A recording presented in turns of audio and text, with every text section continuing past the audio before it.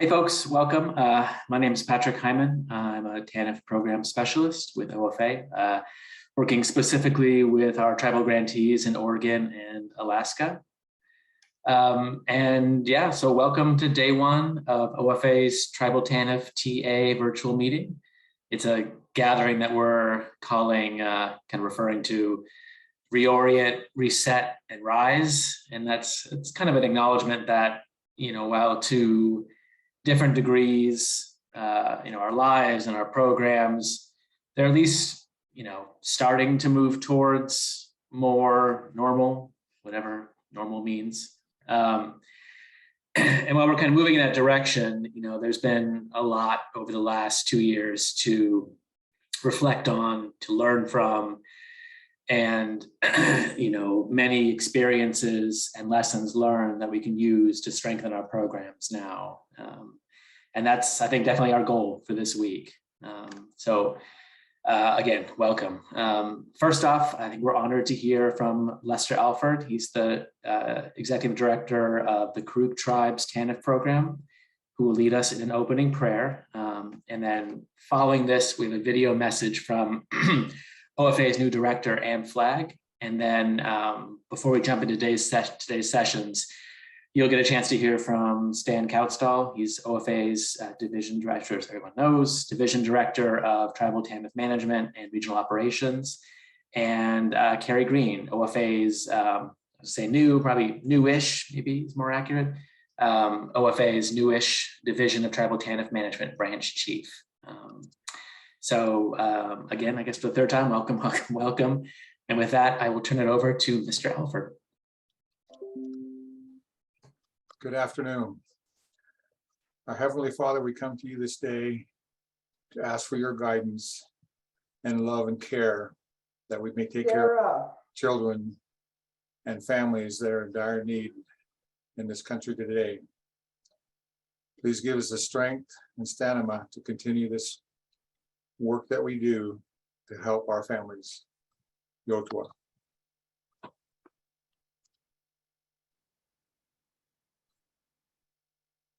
Thanks, Lester. Much appreciated. Okay, if we could double check, folks, make sure you're on mute if you can. There we go. All right. If we can, yeah, let's go ahead and run that video from Director Flagg.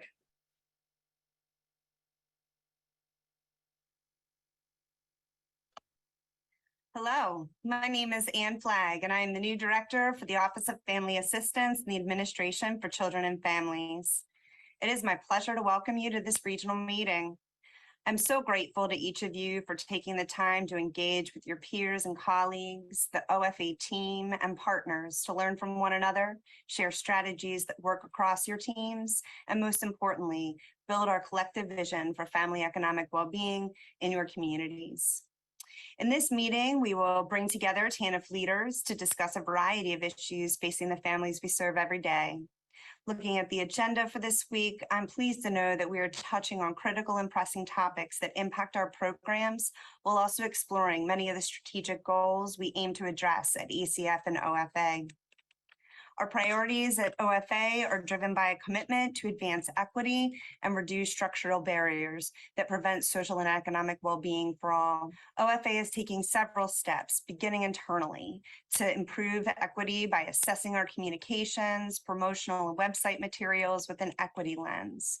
We will look at, for example, how we would describe the TANF program and TANF participants. From there, we will determine what refinements are needed for messaging on all of our platforms. Additionally, OFA will develop TA strategies to work side by side with grantees to assess your needs and to assist you in developing or refining strategies related to race equity. We want to use this time to share strategies that work in advancing families' economic well-being through basic assistance, job preparation, and family strengthening programs. We want to learn how each of you brings your innovative program solutions and leverage your community partnerships to build pathways to economic mobility over generations. We want to hear your ideas for whole family and community-led strategies to help increase economic mobility. We want to hear how we as federal partners can support this work. Please share your successes and your challenges, your inspired ideas, and your innovations. Over the next several days, OFA regional staff have planned multiple sessions that aim to provide you with helpful and concrete information and tools to enhance your programs and support to children and families. In this time together, we also hope you have the chance to meaningfully engage and connect with one another to discuss and share your promising efforts. So many facets of our lives have been disrupted over these last 2 years: our schools, workplaces, and even access to the most basic of necessities. Stressors placed on families, and particularly low-income families, have been significant and overwhelming. I hope this week helps each of your programs in moving forward with innovative and customer-centered approaches to supporting families and achieving financial stability. I'd like to thank each of you for being here today, for your dedication, your hard work supporting families. We value the work you do each and every day. I'd also like to thank the regional staff who worked so hard to make this important meeting happen. It is an honor to be here with you today, and I look forward to our work together.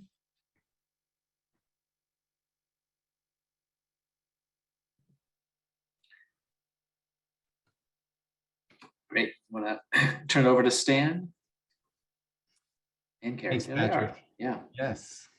Greetings, everybody. My name is Stan Kautzdal. I'm the Division Director for Tribal TANF Management and Regional Operations. And I am part of the welcoming committee that you're hearing from to say we're so glad that you're able to join this regional Tribal TANF technical assistance meeting. In planning this meeting, there were really 3 guideposts that the planning team followed. One was rooting the meeting in the essentials, and you're going to hear the essentials. And for some of you, this may be new. For some of you, it may be a valuable reminder, but it's going to, this is a time where we'll be able to look back on what's the TANF law all about. What are the regulations and guidance that flow from that? What's the structure of OFA? How can we work together more effectively?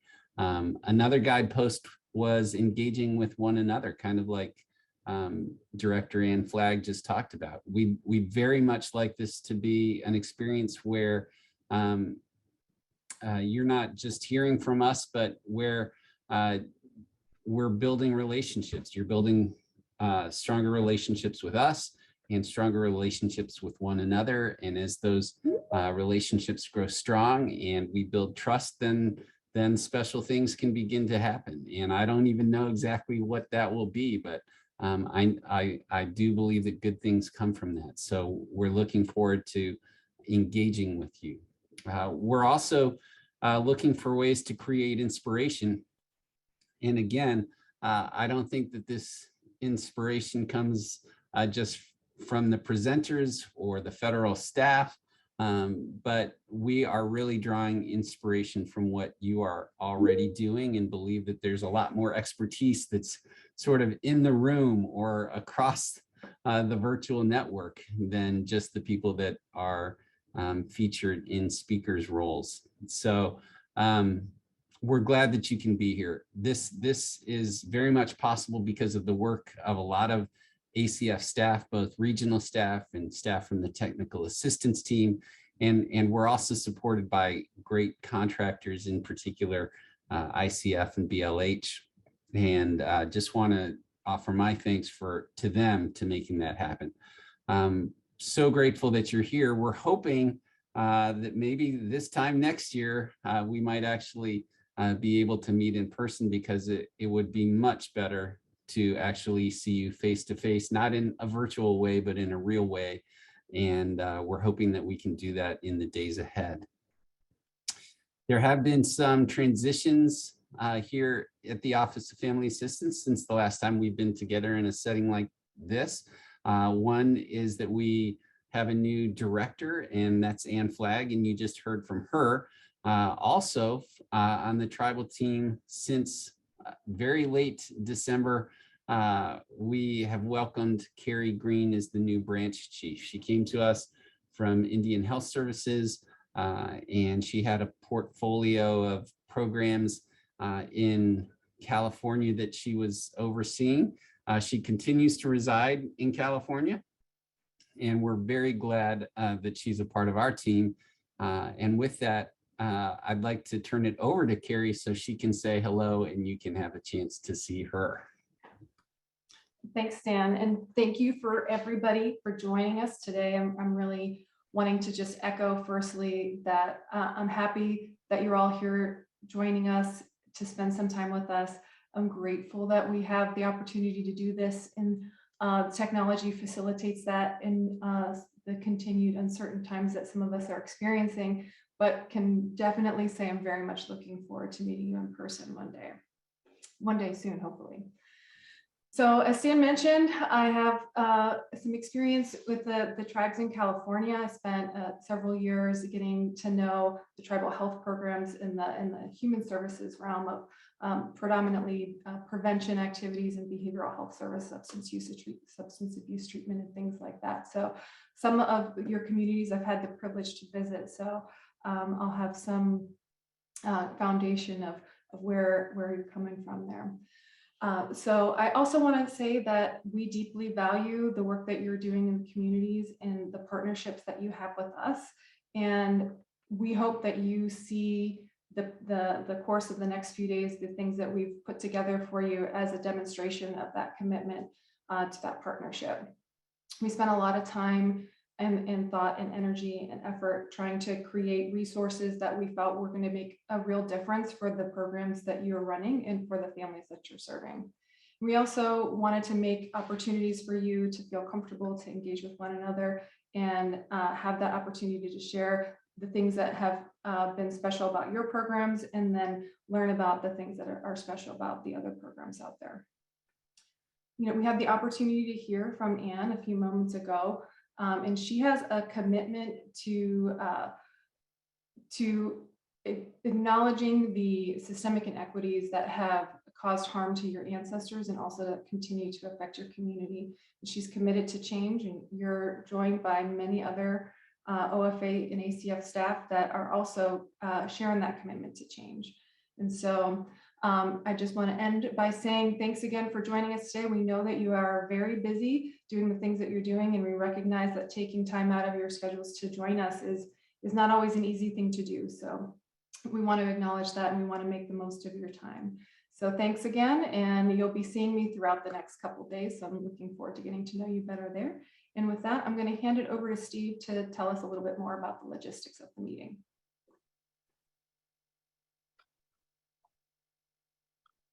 Thanks, Carrie.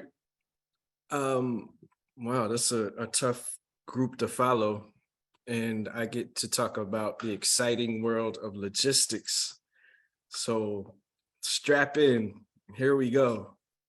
I know that you're all pretty much Zoom experts by this point, but we have a couple items that we want to review with you just to ensure that you can maximize your participation. So the meeting agenda, the bios for all of the amazing speakers that you will hear from, and their subsequent PowerPoint presentations and other materials are all available on the BISBO website.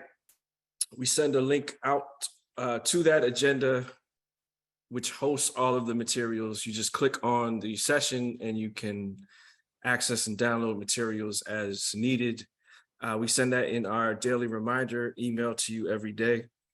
If you still don't have that or would like that link, let us know and we can put that into the chat box. There will also be some materials that we will drop in directly into the chat box that you can download as well. So we'll provide you with different ways to access these great materials.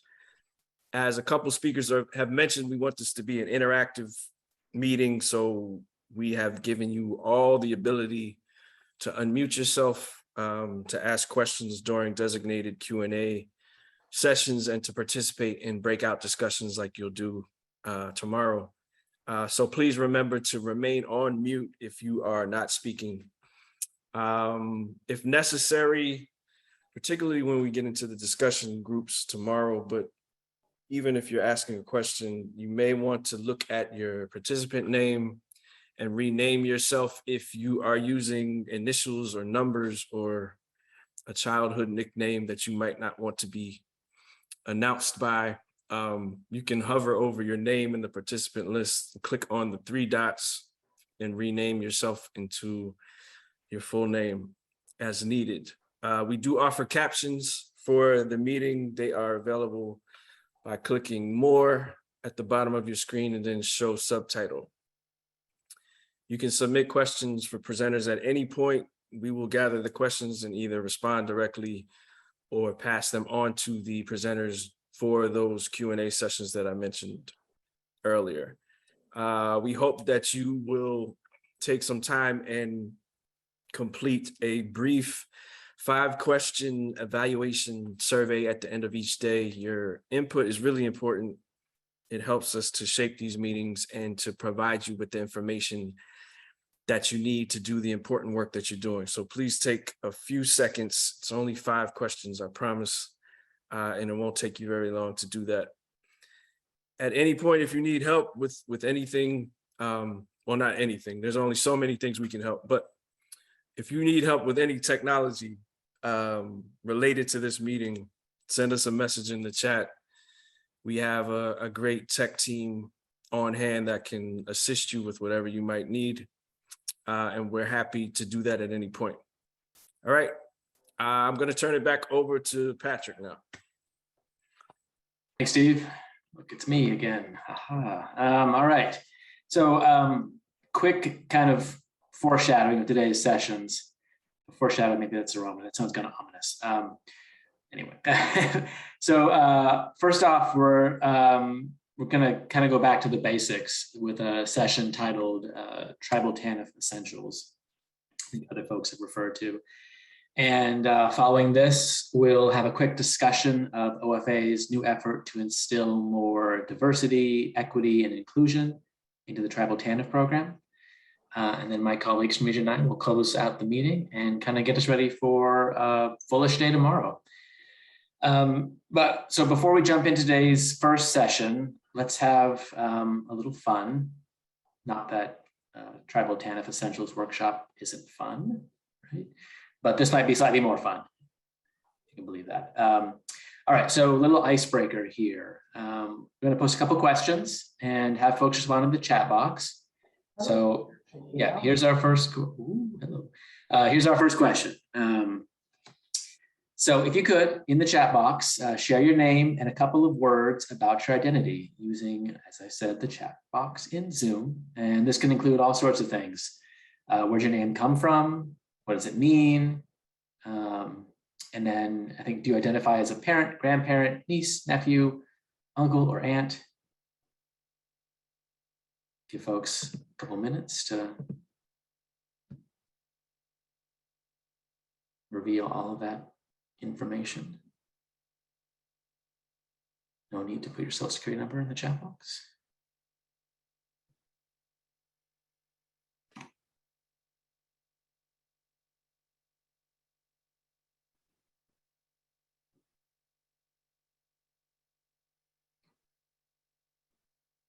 Thanks, Lori.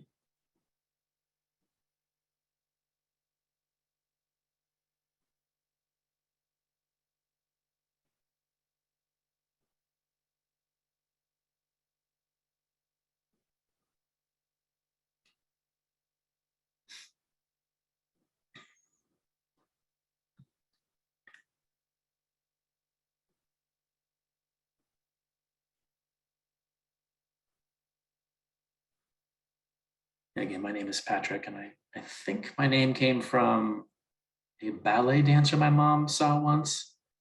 So I definitely didn't acquire that guy's height or charm or looks or anything, but I got the name at least.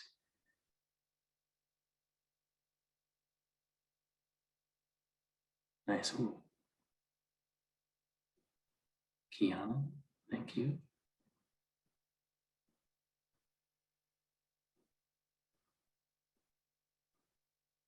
Thanks, Misty.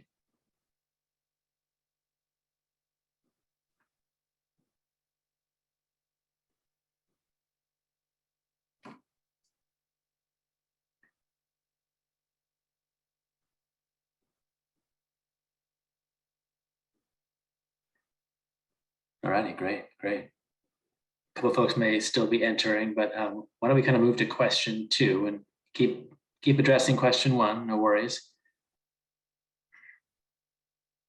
Okay, as folks are kind of winding down some of the name background, which are all great. Wish I had time to go through each one here. Next question, again, whenever you finish the first question. So thinking about today and this meeting, and you can kind of make this sort of a 2-part answer if you'd like. What's kind of a goal you have for this meeting? What do you hope to new knowledge or information or connections when you leave this meeting in a couple of days? And then thinking about the agenda or what you've heard about the meeting, what are you looking forward to most in hearing during the next 3 days? Or just keep putting name info in too. That's also fun. Sam. Oh, okay. All right, and so we'll give folks a couple minutes to answer that next question. Thanks, Lori. Thanks, Jeremy.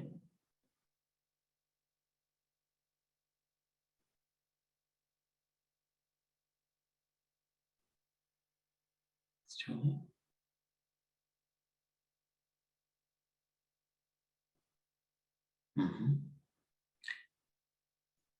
Hearing about, TANF Essentials, people's stories, making connections, learning something new, always a good goal. TANF flexibilities.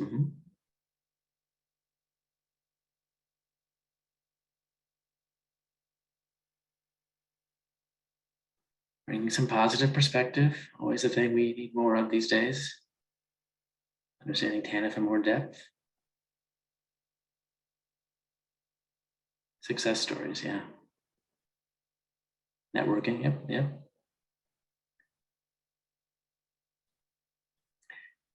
Got some folks that are new or newish to TANF, so should be a lot of useful information, especially today.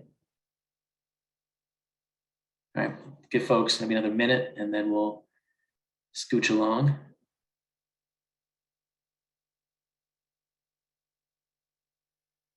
Yep. Thanks, Joanne.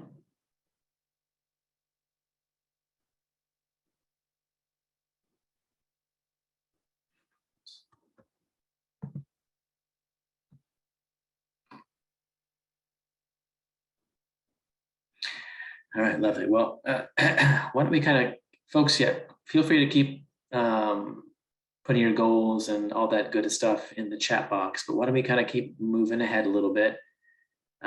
So I think at this point, we're gonna kind of get ready for our first session today. And with that, I'm gonna turn it over to my colleague, Sam Stitt. Sam? Thank you, Patrick. Good morning or good afternoon, everyone. My name is Sam Stitt. I am a Tribal TANF specialist assigned to Region 10, based out of the Seattle office, but I live in Eastern Washington. I'm also an enrolled member of the Choctaw Nation of Oklahoma. This session, could we forward it one more time? This is Tribal TANF Essentials. It's an hour-and-a-half long session.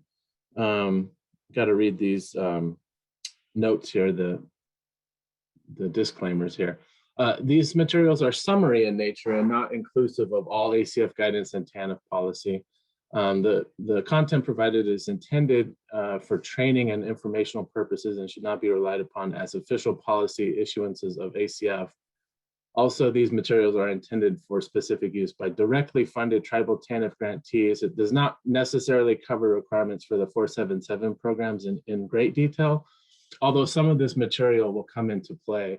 But grantees that have questions about the content should contact their regional office contacts. Also for BIA, those tribes would have what they call an AOTR, which is basically the BIA liaison. They would be your point of contact to approach for specific questions. And AOTR, it's basically a liaison, but I had to look that up. Awarding official technical representative. So this is a, I guess we could forward to the next slide too. I'll give you an overview and just maybe some quick notes here. This is we're highlighting key essentials here. So it's an overview. It's not necessarily a deep dive. This subject could get more complex and we could go into great detail. It could be a college level course.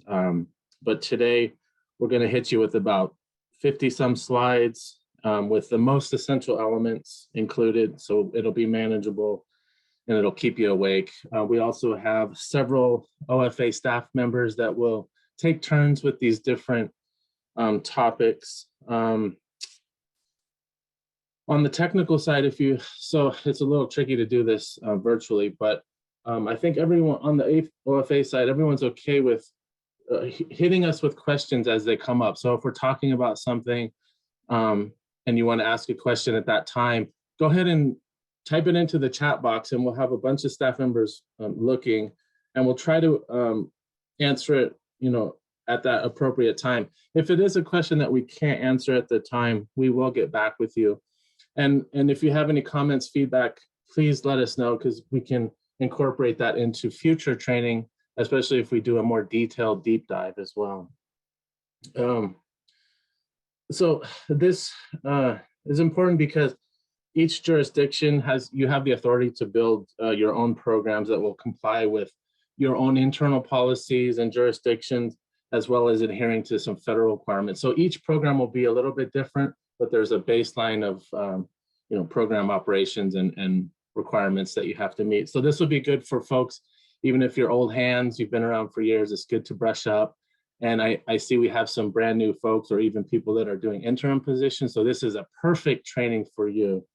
And finally, want to thank the OFA staff and our contractors for putting this together.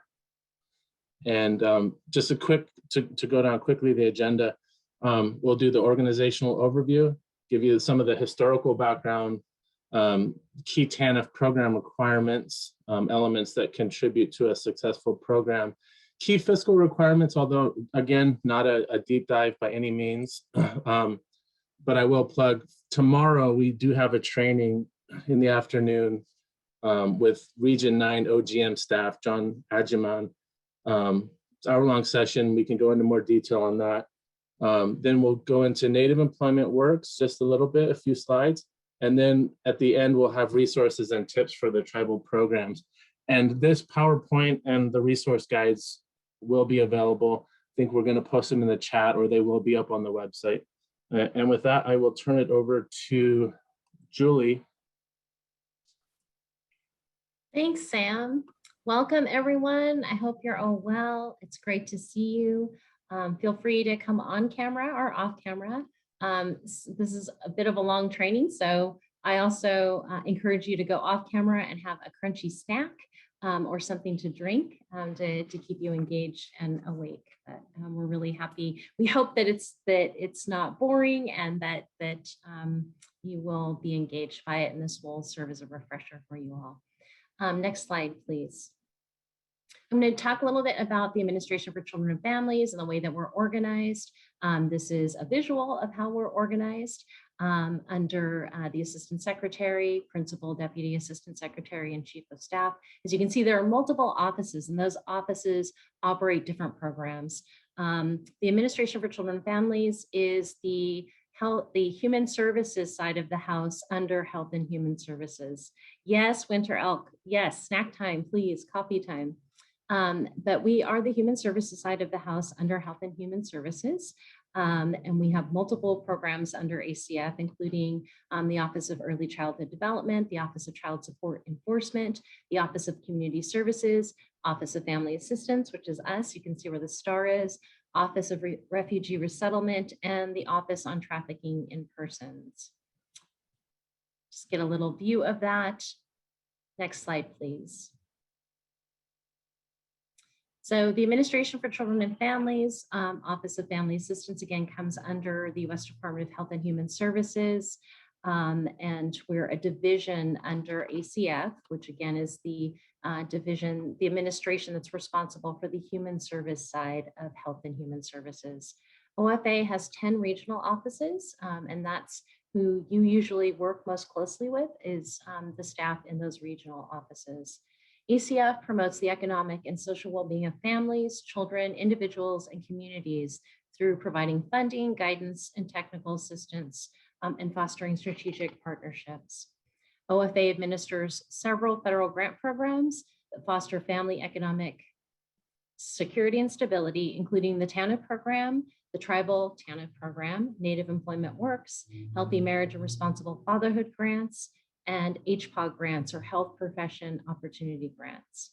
We also administer Tribal TANF Child Welfare Coordination Grants. Next slide, please.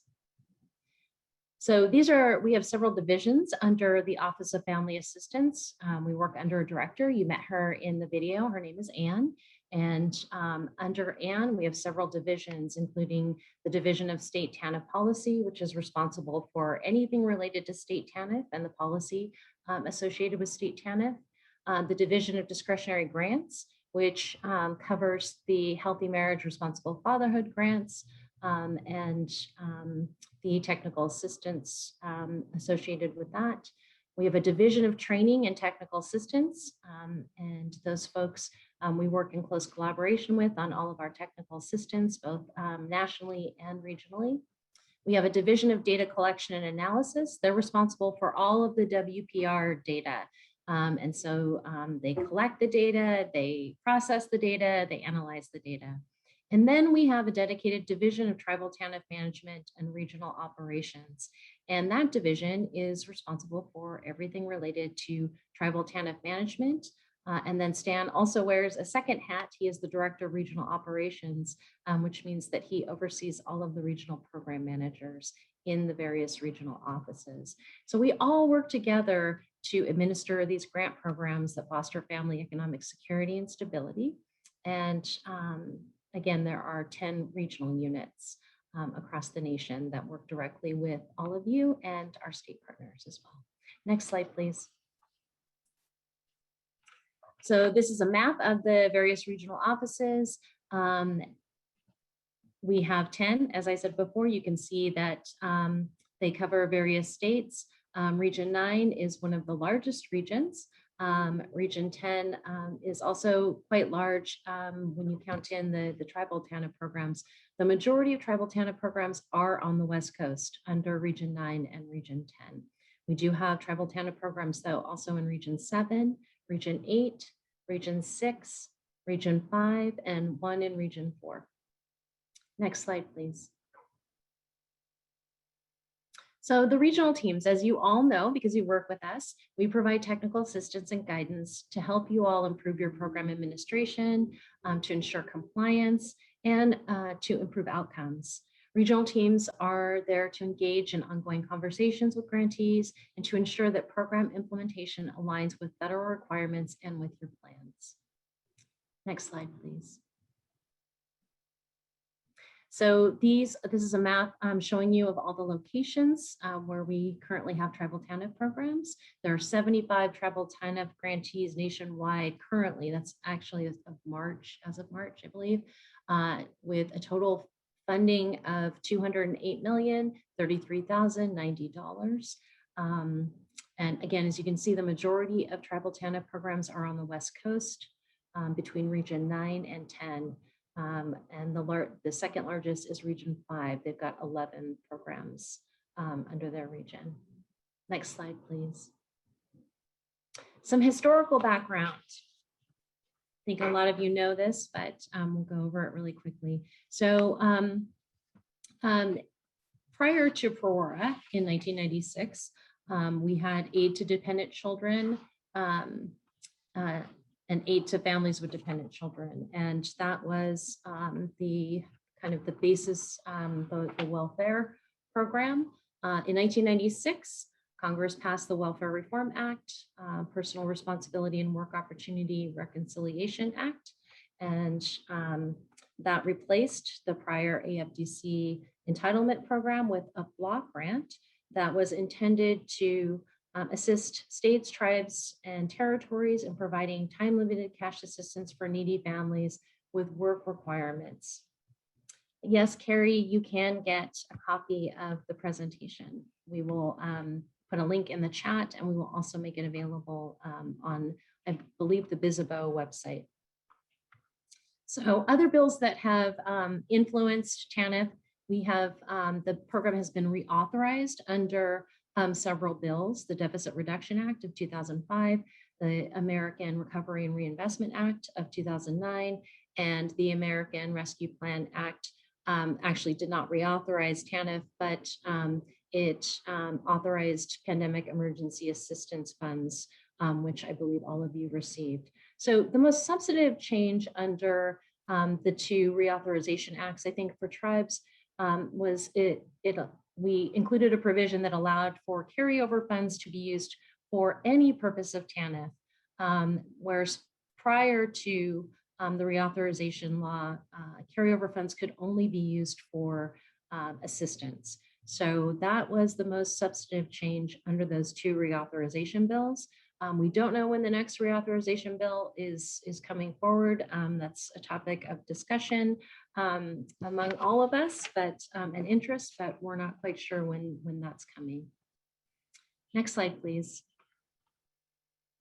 And this slide talks a little bit about PRORA. We like our acronyms in federal government.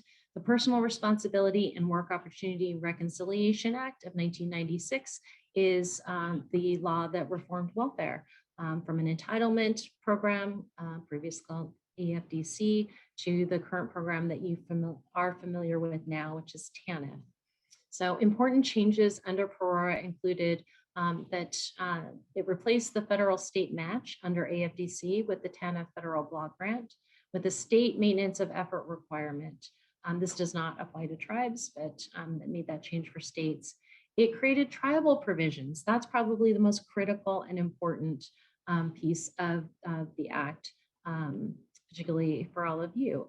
It authorized tribes to operate their own tribal TANF programs. The law established time limits for families with an adult receiving federally funded assistance.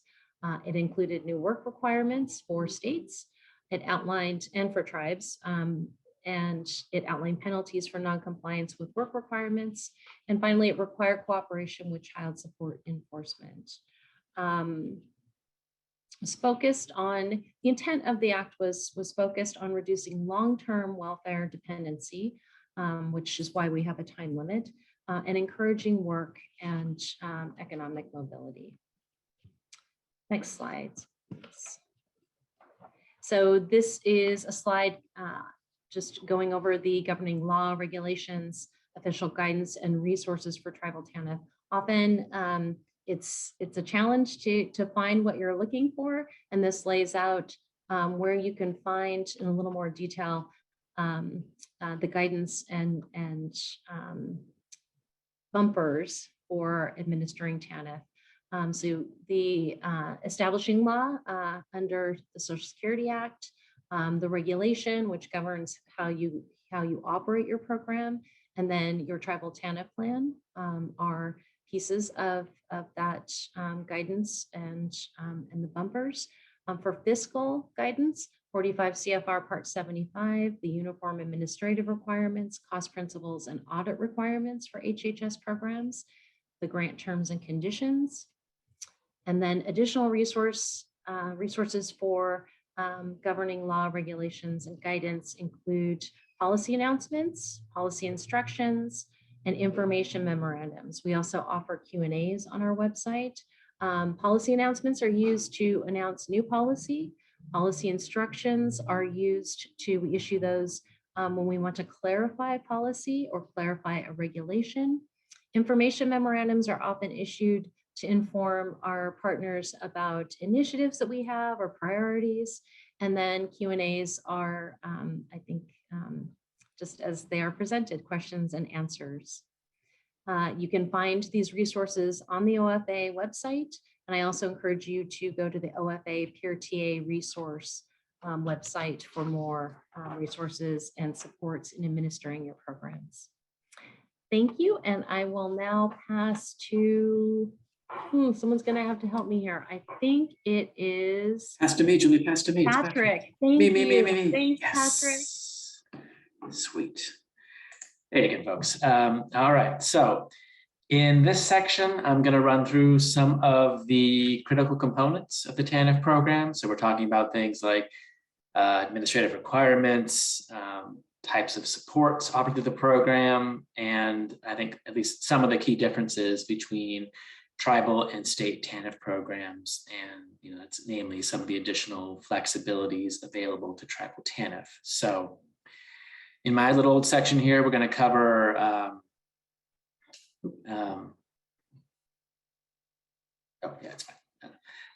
things like WPR calculation for purposes of TANF eligibility, tribal TANF plans, work participation requirements, types of eligible work activities, time limits, and more. Given the time, I won't be diving too super deep into any of these topics, but I'm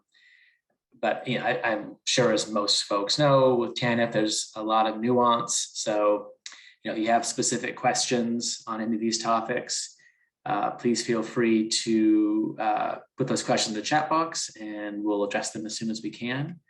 And I think, as Stan mentioned way back when, I think for some folks, this will be new information. For others who have been in TANF for a long time, it might feel a little rudimentary. But again, we welcome more complex questions and scenarios, and we may not be able to answer every question completely right in the moment. And if we can't, we will definitely do our best to get you a more comprehensive answer after the conference. I'd say, this is the right slide, so do not next slide. Thank you. Okay,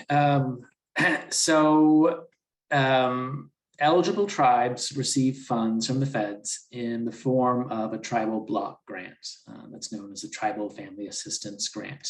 And programs like programs can use these funds for a broad range of assistance, services, and activities that support one of the four purposes of TANF, as you can see kind of laid out in this chart here. And this chart also kind of displays which supports are tied to which TANF purpose. So I think we'll talk later about what supports and activities make up this term assistance, but keep in mind that some of the rules regarding who may receive assistance under TANF are, and we're kind of talking about purpose 1 and 2 mainly, those rules they tend to be kind of narrower than the rules for other service or benefits, and kind of talking mainly about purposes 3 and 4 here. So something to keep in mind, and that many provisions, including federal time limits, work participation rates, what else we got, data collection requirements, those can typically only apply to families receiving assistance. So just a couple things to keep in mind. Next slide, please. Huzzah. All right, TANF purpose 1. So again, tribal TANF programs, they use their TANF grants to fund monthly, as with many things, to fund monthly cash assistance payments to low-income families with children, as well as a bundle of other services that are designed to address, again, one of the program's four kind of broad purposes. And the next 4 slides that we cover here, we'll kind of dive, at least into the shallow end, into each of these purposes. So still looking at TANF purpose 1 here, only kind of needy families or low-income families with kids can receive assistance. And here we're talking about assistance, we're talking about cash payments, vouchers, and other forms of benefits that are meant to meet a family's kind of ongoing basic needs.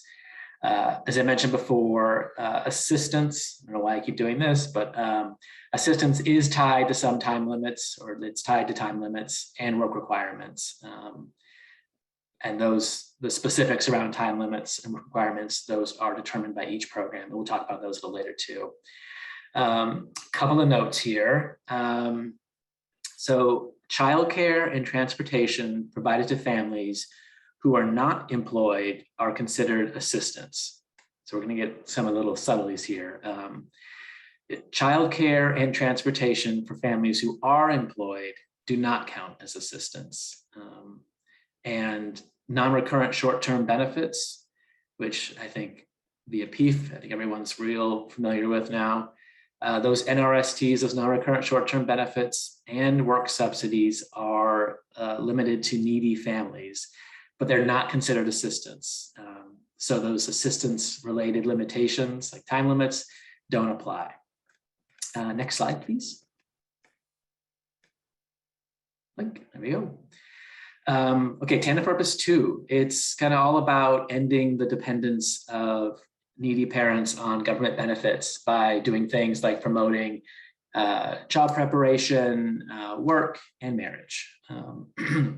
Purpose 2, like Purpose 1, has to be targeted, the services and the benefits, directed at needy families. And again, both, I think the term family and needy, they're both defined by the tribe in each program's Tribal Family Assistance Plan, which I keep saying this, which we'll cover in a later slide. You can see down here, some of the examples of support service or activities include things like job or career advancement activities, marriage counseling, financial support for childcare services, and employment services. And these can, including services to increase a non-custodial parent's ability to pay child support. Purpose 2, y'all. Okay, next slide, please. And Purpose 3. So Purpose 3 is to prevent and reduce the incidence of out-of-wedlock pregnancies. Purpose 3 services, they're, as I mentioned before, they're not limited to needy families or individuals. However, the tribe, you still have to establish kind of objective criteria to define who qualifies for Purpose 3 services. And examples of some of these activities could include sex ed programs, teen pregnancy prevention activities, and I think after school programs that at least have some focus on reducing out-of-wedlock pregnancies. I'd say just a note with Purpose 3, you can probably tell, there is, some gray area about what qualifies as a support service here. And, there's always the chance there might be some scrutiny about what might fit here, what might not fit here. I think it's a general rule with any kind of support or benefit, the better the evidence a program has for how the support furthers a TANF purpose, the less likely the service will be questioned. So just a little PSA there. Next slide, please. Okay, TANF Purpose 4. Purpose 4 is all about encouraging the formation and maintenance, I guess, of two-parent families. Purpose 4 services, they're not limited to needy families or individuals. However, like with Purpose 3, you have to have that set of criteria regarding kind of who qualifies for services under this purpose. And I think typically with Purpose 4, we're talking about parenting programs, marriage counseling, responsible fatherhood programs, healthy relationship classes, and a whole lot more. Okay, so about TANF Purpose 5. Let's talk about that secret TANF purpose. I'm just kidding. Next slide, please. Okay, so this is obviously a big slide, a complex slide, because in talking about tribal TANF plans, I know folks that have either written one or amended one or renewed one know there's a lot there. We could easily have like an hour and a half workshop on just plan construction and maintenance. Sounds like a building alone. So I'm going to hit on a few kind of high level items, but there's also a couple of, I think, super useful links, which I think might be put in the chat box. I think they'll also be embedded on the slide here. So regardless, you will be able to get to those wonderful links. Okay, so your original Tribal TANF plan, that was submitted alongside your original TANF application, so whenever that was. And I think in a nutshell, this plan kind of serves as the guide for your program's approach in providing TANF services.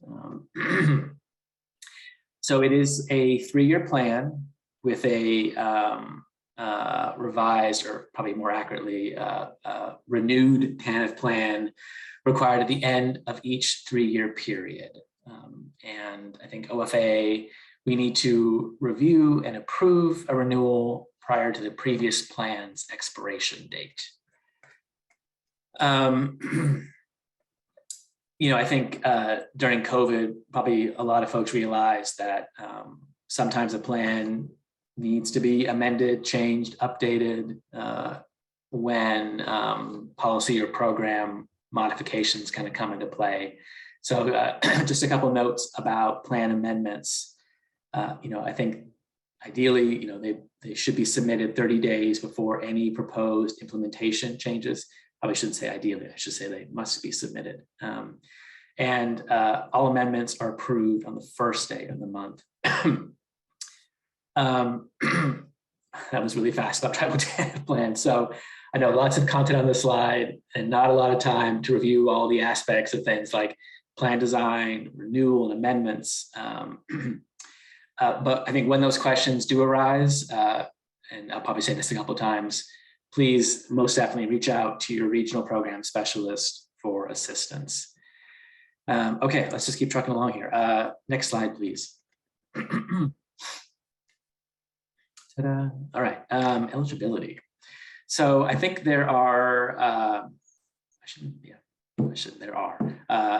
there's several factors to consider when determining who can be served by your TANF program. So one of which is service area, kind of what are the boundaries of your program's reach. Service area is something that's proposed in your original TANF letter of intent, along with a caseload determination process and plan approval process. So all of those, I guess, kind of negotiations help kind of determine what your service area boundaries look like. And you can't alter that service area after it's been approved without approval from OFA first. So that's service area. Service population, so straightforward, like who are you going to serve? And service population, that's defined by your tribe as described in your TANF plan, along with a definition of the terms needy and Indian families. That's all going to be in that plan. So still thinking about service population, if your program intends to serve non-Native Americans, you, I think, have to first secure approval from your state partner. Okay, so service area, service population. Something else that factors in with eligibility is income. So kind of what are the income asset thresholds you want to set to determine who's eligible for TANF? Some general, which again, I think most folks, this will seem pretty straightforward, but just a couple of notes around income.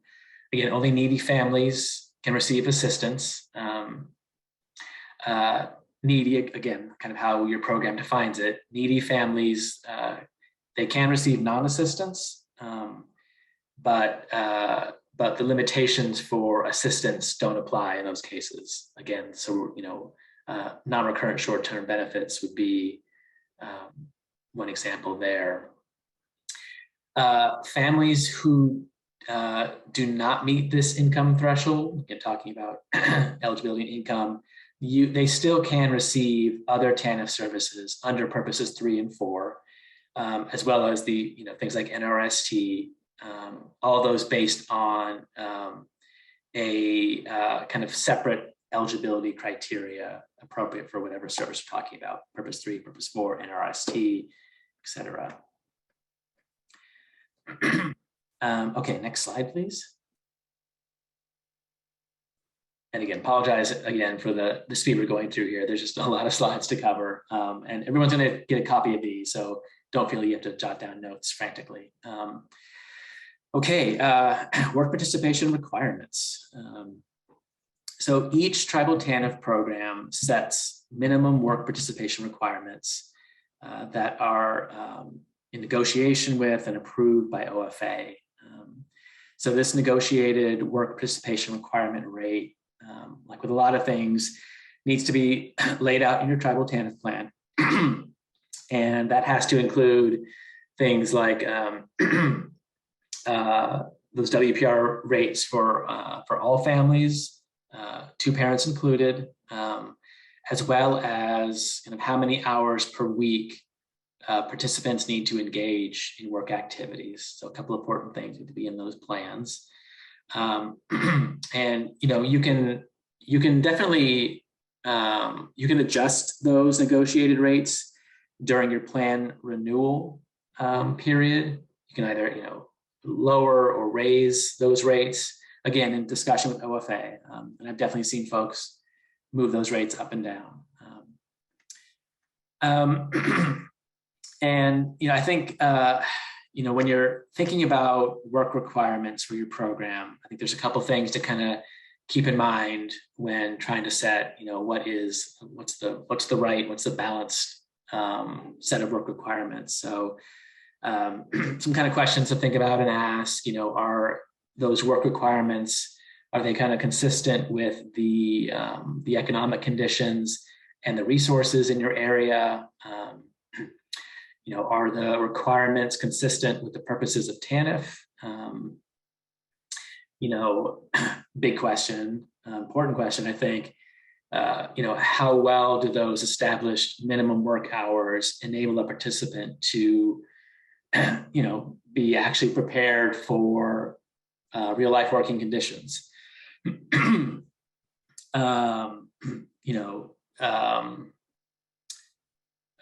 Is there, thinking about work requirements for single parents versus 2 parents, is there kind of parity and balance with the work hours you're proposing? So a couple of things to think about when thinking about those work participation requirements. Next slide, please. Okay, what if WPR, what if those work participation hours are not met, if an individual falls a little short? So when someone starts receiving TANF assistance and they've been determined job ready, they have to engage in in an approved TANF work activity or activities. Not doing so can result in someone temporarily or permanently losing their benefits or having them reduced. And there's definitely circumstances where a tribe can waive a client's work requirements. And these are things like being, for a participant, a victim of domestic violence, single parents who can't obtain acceptable or affordable childcare, or for other kind of good cause reasons. And those kind of good cause reasons, those also kind of need to be laid out in your Tribal TANF plan. Kind of thinking off the top of my head-ish here, other examples of good cause that I've seen in plans, and there can be a fairly wide range. Things like probation limitations, inability to obtain transportation, inclement weather, even misunderstanding the requirements. So there's a range of good cause reasons, but as with a lot of things, just make sure those kind of good cause reasons are mapped out in your plan. And I think last up on this slide that, you know, for folks who don't make those work requirements, tribes do determine the specific sanction policies, again, for those folks who don't engage in work activities without good cause. Okay, next slide. Voice is still holding up. Okay, at the very bottom of the slide here, you can see this little citation here, and that's 45 CFR part 286.100. Sounds a little robotic, that's all right. But that citation in the CFR, that outlines a type of work activities that count towards the WPR. And I won't read all the items on this slide here. Again, you'll have these slides to have and hold. But I do want to mention that I think if you're ever in a situation where there's some uncertainty about whether a work activity counts towards WPR, again, just reach out to your regional program specialist, and they can definitely help you navigate any kind of gray area with work activities. Okay, next slide, please. And again, this slide kind of maps out some examples of work activities that are kind of countable under the Tribal TANF program.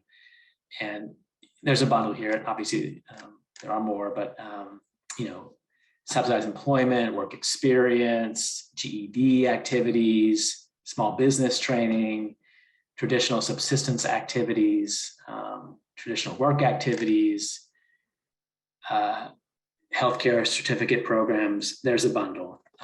And again, you know, if there's ever any doubt that something is a eligible activity, again, just chat up your regional specialist and they can definitely assist. Next slide, please. Okay, no one said there wouldn't be math on this. So, so this slide just kind of shows how that work participation rate is calculated. And it's there. I won't read that for you folks. You're welcome. Next slide, please. Okay, not as fun a slide here, but important question to ask, that what if a tribe does not meet their work participation rate targets? So, I mean, you know, the two bullets here kind of, I think, speak for themselves. You know, there is a fiscal penalty issued if tribes do not meet their kind of annual target WPR. And again, that target WPR that's laid out in your Tribal TANF plan. You know, if there is a fiscal penalty, Tribal TANF programs, they do have some options at their disposal. There's, you know, you can dispute the claim, or the penalty, I should say. You can offer up a reasonable cause and or kind of complete a corrective compliance plan. And that CCP, that plan, basically kind of lays out, kind of describes why a program did not meet their WPR, and then kind of how they plan on correcting this and preventing that going forward. So yeah, there are options. Next slide, please. Okay, so work requirement disregards and exemptions. So let's see. Disregarded from the participation rate means the TANF family is not included in the calculation of the work participation rate. And those can be, you know, examples of, you know, folks who have a child under 12 months, or cases where kind of all the following apply. Folks were, it's blessedly written out there, folks that were required to participate but weren't participating, and then were sanctioned for the reporting month, but not sanctioned for more than 3 months within the preceding 12-month period. That's not confusing at all, is it? No. And then another possibility of being disregarded from participation rate could be if a client participant is part of an ongoing research evaluation. And so that's disregarded. Exempt, that means that the individual will not be penalized for failure to engage in work. That's what we talked about before, that good cause exception. But an exempt TANF family is still calculated or still included in the calculation of the work participation rate.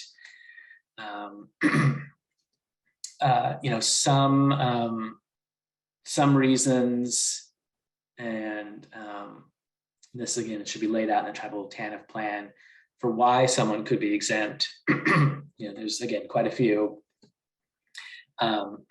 Single custodial parent with a child under age 6 and childcare is unavailable, disabled, or caring for a severely disabled child, under a federally recognized good cause domestic violence waiver.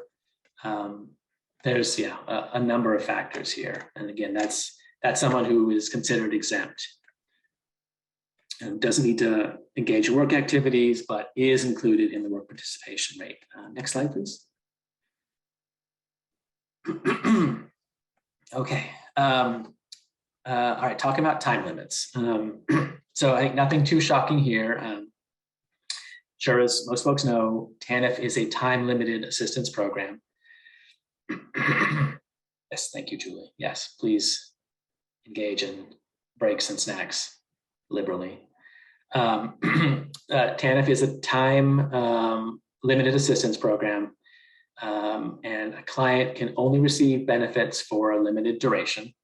Again, I don't want to say typically 60 months. That's definitely not standard. A lot of programs offer fewer months of assistance, but that's a lot of programs offer that TANF benefit for 60 months. And again, thinking about time limits, your program's TANF plan needs to include info on things like the time limit duration, how long you're going to allow folks to receive benefits, exceptions to time limits, and we'll kind of cover that in the next slide. As well as the maximum percentage of your TANF caseload that can be exempted from the time limit due to hardship. And I think from memory, I think most plans I've seen have that percentage anywhere from like 20 to 30%. Could be different in other plans, of course. Again, thinking about time limits, programs need to count all prior months of federally funded TANF assistance that a client receives. So for example, if someone received 12 months of TANF assistance from the state prior to coming to your program, that individual's time clock, it doesn't reset when they start participating in your Tribal TANF program. Okay, next slide. I think this is my last slide. So as I mentioned last time, there are a few exemptions to the time limit rules. And some of those can be cases that are child only. So, there's no adult head of household. And also a very important point when thinking about Tribal TANF, that, tribes do not count towards their time limit any month of a receipt of TANF assistance by an adult during the time that they lived in Indian country or an Alaska Native village in which at least 50% of the adults are not employed. So in other words, if a tribe serves an area, Indian country or Native Alaskan village, that's reached 50% of unemployment, it should not count the months the TANF client resides there towards that time limit. And I think there are, with time limit exemptions, there are some other additional options that programs can employ, and these are cases with hardship, and that's defined by the tribe. So yeah, and actually, if you, I think rather than list off examples of time limit hardships that allow folks to be exempt, if folks have any examples from their programs they want to like put in the chat box, that might be more useful than me rambling on more. But okay, well, I think that's my voice says that's as far as I can go, so that's going to be my last slide. And I'm turning it now over to Elma, Sam. Yes, I think it is. This is Elma. Elma Weaver. Okay. Thanks, Elma. I am from Region 9, and I have a really fun place to share, and this is the elements that contribute to a successful program. Like Patrick, you know, I will try to expand a little bit. You're going to have all of this information, not only in the chat, but also it's already been posted, I understand, on the website, the registration website. So you'll have access to that information there. So let's start with the next slide. So we know that participation in the TANF program is not just about receiving cash assistance. It's the priority and emphasis of the program is to provide temporary assistance to help clients achieve their full potential by identifying strengths, removing barriers, and preparing participants for employment. And there's two essential ways that we can do that. So the two common program components that support TANF participant success include a really strong case management and a coaching model. And we'll go into it a little bit more. The next one is the work readiness and a career development. And again, these are all things that will take some time to develop, that they're certainly worthwhile, and we certainly encourage you to do that. The next slide, please. So what is effective case management and coaching? It actively engages and empowers the clients you serve, which includes ongoing assessments to identify the needs and to address them as quickly as we can, right? To identify the strengths and utilize them as assets so they become the supports of the success of that particular case. We take a whole family approach, and that can be tough, considering sometimes our assistance unit, right? But maybe utilizing any potential community service that may be in the area that will provide services to the entire family. Facilitate engagement with caretakers to ensure that the children in the child-only cases are achieving those positive outcomes that we know that they are desperately need and also deserve. And the last one, but not least, is to develop those strong collaboration and partnerships, because you're not alone in providing these services. Reach out to those community partners that have the specialty in providing mental health services, substance abuse services, employment services. Those are just examples of partnerships that will take your program far. Next slide, please. Another arm of an effective TANF program is to really establish an effective work readiness and career development support. Well, what does this all mean? Well, you actively engage clients in preparing for work. That includes preparing them for work such as having software, soft skills, for example, and including, of course, also software training as well. Assessing needs and strengths and interests. So we not only want to get folks employed, but to make sure that they're in an area that is of strong interest. We often have seen that when we don't do this, they'll be back again because the job they just took may not have been all that they were interested in. And so we're back again. So again, assessing those needs and strengths is extremely important. Addressing those barriers to entering and maintaining employment, right? So if we don't address the barriers, the maintaining employment will become too difficult. So we want to make sure that we do that. provide training and education. And I think we're going to go into this in a few sessions in the next few days, but this is only at the beginning and also is after they've maintained employment. How do we continue to support our families in providing education that will lead them to not just to maintaining and holding on to a job, but also maybe some potential promotional opportunities. Engaging employers. How do you engage with your employers in your area? Do you know the businesses that are going to be expanding? Do you know which ones are closing? How do you engage with those employers? That's really important. I know this is difficult to do, but it's essential that that's done, because that leads you to connect clients to opportunities. If you happen to know that a particular business is going to expand, that'll provide you an opportunity for maybe clients that they'll have some employment opportunities with the expansion of a particular business in your area. You want to develop strong partnerships and collaboration. Again, you're not alone doing this. You have all of your one-stops, your community college, all of your partners that are there evaluating the community, and you should be working together as much as possible so that you ensure that you have opportunities for your clients. And with those strong partnerships, it can include potential work experience, subsidized employment, and career pathways. So these are all opportunities and essential. And I think with that, that concludes me. I think I'm going to turn this over to Sam to go over key fiscal requirements. Elma, I think we're going to take a quick pause for a question. Sure. Yeah, we just wanted to see if anybody has any additional questions. There's one question in the chat, so we thought we'd just take a moment and be able to address that question, but please feel free to pose any other questions into the chat, or you can let us know. Just come off mute and you can ask a question now too.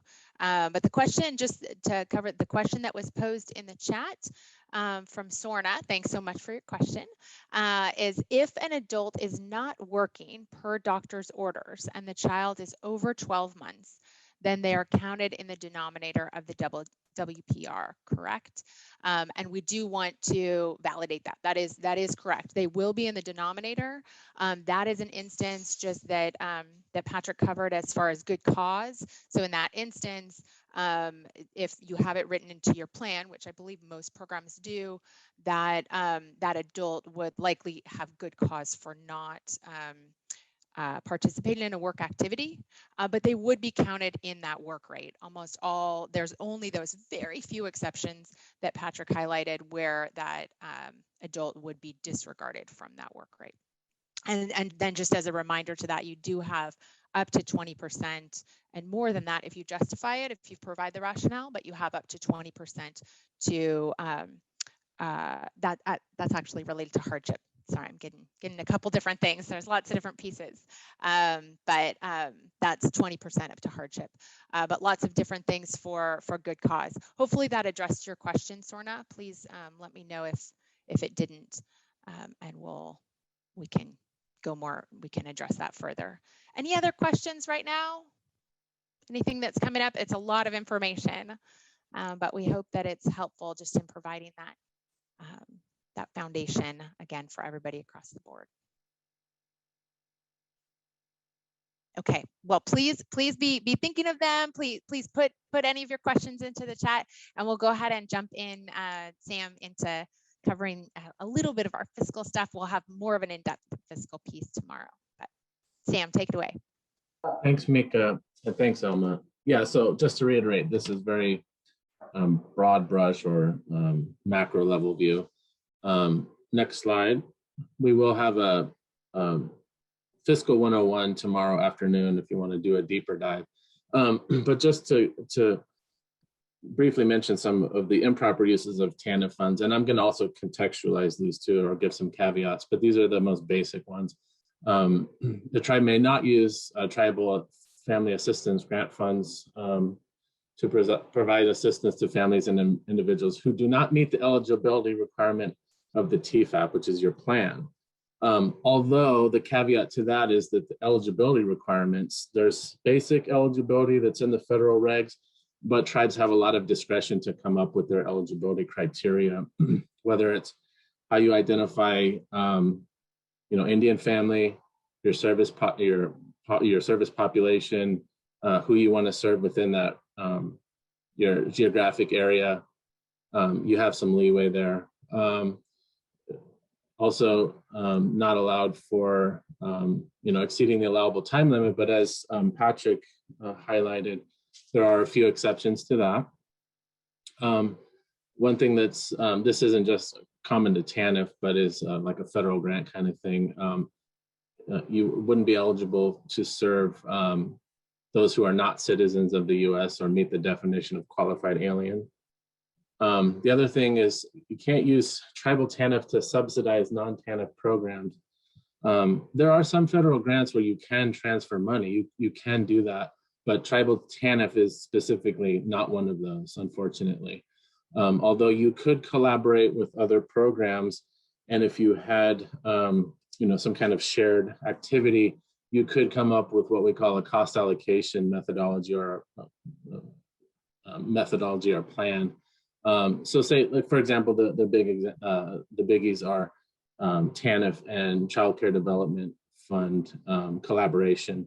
A lot of times it's the same, clients, or you're using facilities, even sometimes staff can work on two different programs. As long as you have a method to assign the grant use and the activity for the program, that's not subsidizing or supplanting. The other thing for Tribal TANF is this is a non-construction grant. So you can't use TANF funds to purchase facilities or buildings. Also construction, I have to point this out too, because I actually worked on the grant side, so this kind of stuff comes up all the time. When you're using layman's terms, sometimes when you think of construction, it might not be technically construction under the federal regulations. So for example, you could have renovation that as a layperson, you might think, well, that's a lot of construction. It could be tens of thousands of dollars replacing a roof, let's say, or coming up with emergency, exits, stairs that come out of the office, setting up internal walls. As long as they're not load bearing and you're not creating a footprint, a permanent footprint, that wouldn't be considered construction. So just that's an FYI. And then of course, other services and activities that would be explicitly prohibited by 45 CFR Part 75, subpart E. The tribes must use program income generated by the Tribal Family Assistance Grant for the purposes of the TANF program and for allowable TANF services, activities, and assistance. This would be, I'm trying to think of examples here. You're not going to generate too much program income, but it comes up occasionally, like, say, for example, there was some kind of a fundraiser or activity where TANF clients somehow generated money, like selling, there's examples like selling art, drums, tribal stuff. That money just gets folded back into the program. That's all that's saying. Okay, next slide. Tribal TANF reporting requirements. I'm going to hit this mainly from a tribal director's program side. We do go into more detail on the fiscal 101 session tomorrow. Next slide. So you basically have, when you talk about Tribal TANF required reports, you're talking about three different types of reports. You have your data reports, which is your data that is used to calculate WPR, among other things. And that's sent to that email there, and it's a specific format, which I'm not a techie guy, so to me, it just looks like binary code. But if you had questions about that format, you could reach out to your program specialist, and then they could get in touch with the data report folks back east, and they could help you with getting those reports sent in, uploaded in the proper format. The other reports that are due, and that, by the way, that's quarterly. The other reports, the 196T is your financial report. That's quarterly, submitted within 45 days following the end of each quarter, and this is on a federal fiscal cycle. Now, even if you were, say you were a program director and you think, well, I'm not directly involved with financial reports every quarter, But when you have an audit, the auditor will come in and look at fiscal reports and programmatic kind of reports. Any kind of finding, that would come out in a report that you as the program director would have to resolve. And a lot of times this is just simple stuff like missing a few financial reports will come up and you have to resolve it. So I always encourage the program directors, if you already have OLDC access for your annual report, just request the 196T access so you can go in and review. Then that brings us to the annual reports. That would be the narrative report. There's about half a dozen different elements that are typed up, usually in bullet format or paragraph format. There's no specific form for that, but within OLDC, which is the online data collection system, we do use actually, I think maybe on the next slide, can you forward it real quick? Let me see. Yes, okay, so that SF424M, that would be your portal. It's that form is just a grant submission form, generic, but we use that as the portal to submit your annual report. So you'll go in to that system, you'll fill out the cells that need to be entered, where there's empty cells, you'll enter the data, you'll hit validate. If you don't get any errors, it will allow you to, it'll pop up a box where you can then attach your annual report, and that can be a PDF, a Word doc, even a JPEG, I think, a few other formats. Then you would submit it into that system. The online data collection system is maybe not totally clear here, but it's housed within Grant Solutions. So that's a larger web page or a website. And then OLDC is a subset of that. They actually, I will just mention this. They actually changed it where you can get your award letters in there now, even your historical ones. That's hot off the presses. So just want to plug that here. The other thing about OLDC especially program directors, if you're not getting in there on a quarterly basis, if you just get in there for a year and maybe you're a little late or just over a year, you might get locked out. So the system, if you're inactive, it could potentially lock you out. So in that case, you would just send a help desk ticket to that Grant Solutions link there, and you'd get a password reset, or you'll get your account unlocked. Yeah, if you have any trouble with this, you can reach out to either your program specialist as a first point of contact, also your grants management staff. Although nowadays, a lot of this stuff I can just tell you as an insider, a lot of this is handled within Grant Solution at the help desk. So just an FYI. Okay, also, next page. So I want to go into Native Employment Works real quick. Forward, please. This program, there's a lot of overlap with TANF. So you might have a situation where Native Employment Works is even integrated within this larger, TANF office, and the TANF directors are often the Native Employment Works directors. But it provides eligible Indian tribes, including Alaska Native organizations, the opportunity to provide work activities and services to their needy clients. So like the TANF work focus, new overlap. So they focus on job readiness, job placement, job retention. All right, next slide. And like TANF, you're submitting a 3-year plan. There's federal guidance for this. Some of the differences is there's no admin cap on the Native Employment Works. And then you can carry forward funds, although the grants are quite a bit smaller than the TANF. Yeah, go to the next slide. I did want to mention one thing too, because this question comes up. So some people say, I want to apply for a Native Works program as a grant because they don't have it, let's say. Well, back in the mid-90s when they did the welfare reform, there was a grant called JOBS, an acronym, Job Opportunities and Basic Skills Training, that tribes were operating. When TANF came about, tribes had the opportunity to either roll in jobs into their TANF, or they could do a standalone. So if your tribe chose to roll it in, your jobs or your Native Employment Works basically went away, but you got the funding for it. That funding was rolled into your TANF grant. So that's just an FYI, I get that question a lot. It's not a grant that you would apply for now. Because like I mentioned, TANF already does have a work component and it has been integrated into your plan. You also have a situation where a TANF director might be the Native Employment Works director. They wear two hats, or you could have standalone programs where you have a different director. Okay, it just really depends. And to even add a further layer, you could have like 477 in there too. So you could have one or the other as 477 completely different, or you could have them integrated in one 477 plan.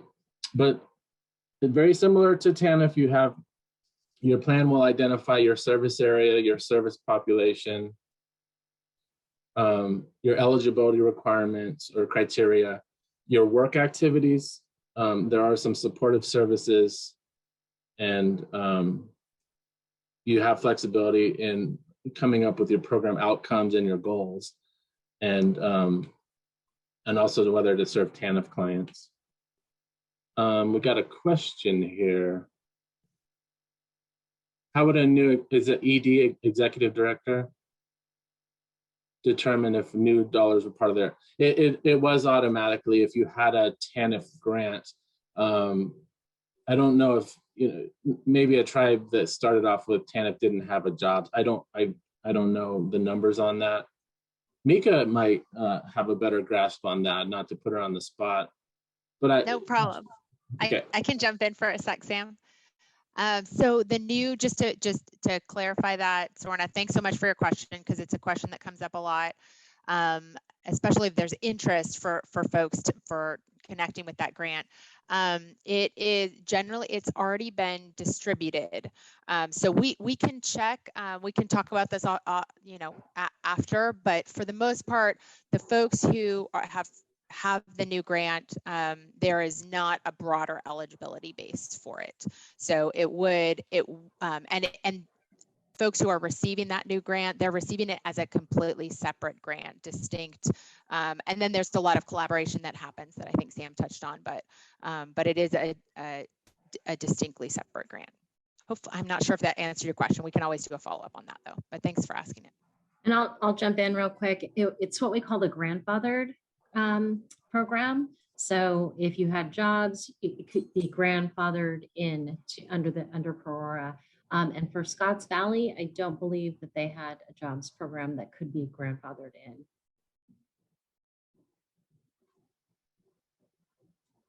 Yeah, thank you. All right, next slide, please.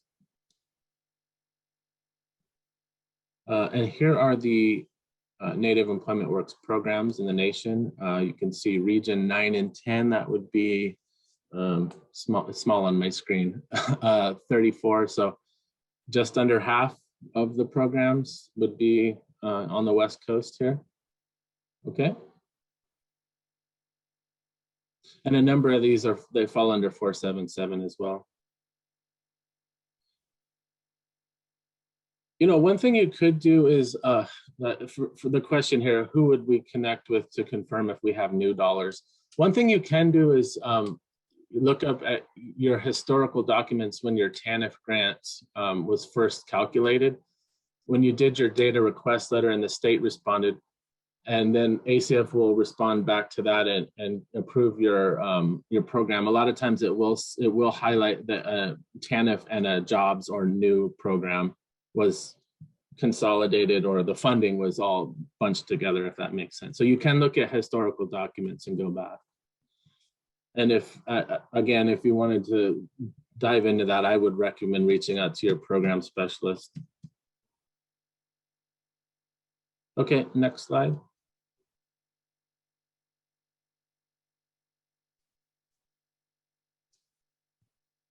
And then Patrick just posted that funding for Native Employment Works. And then Mika just mentioned that there is some coordinated services. Native Employment Works is on the smaller side of grants, so there is a lot of coordination with other programs. The big ones is a lot of times there's collaboration with Taro. Uh-oh, I lost my, I don't know what I'm looking at now.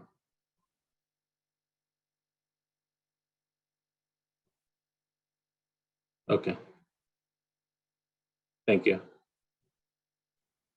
There's coordination with Taro, TANF, child care development. So, and then your local businesses is too.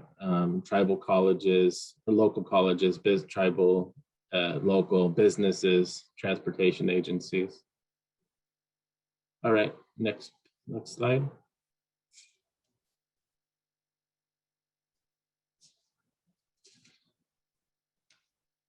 And then this is kind of repetitive now, so I am not going to go through all of these. Just going to try to pick out the essential elements here.